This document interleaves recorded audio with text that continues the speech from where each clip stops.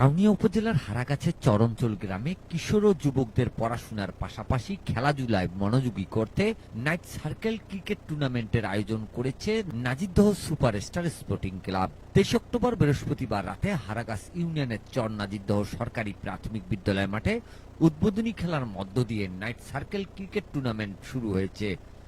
উদ্বোধনী খেলায় টসে জিতে Ektabazar Jasim jewellers and Yusuf brothers একাদশ 10 ওভারে 8 উইকেটে 56 রানের টার্গেটে মৌলভিটারি জুনিয়র একাদশ 9 ওভারে 2 উইকেটে 57 রান করে। নকআউটের খেলায় আম্পায়ারের দায়িত্বে ছিলেন মানিক ও মাইদুল। এর আগে অতিথিরা দুই দলের ক্রিকেট খেলোয়াড় খেলা পরিচালনা কমিটি বৃন্দদের সঙ্গে নিয়ে মাঠে প্রবেশ করেন।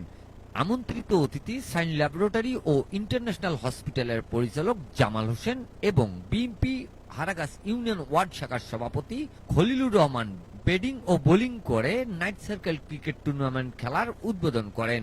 এ সময় উপস্থিত ছিলেন নাজিরদহ সুপারস্টার ক্লাবের নুরজামাল, আলামিন, ইয়াসিন, কামরুল, মোস্তাব, রাকিব, সুলতান ও রাহেন সহ আরো অনেকে। Mizanur Rahman, DRS news.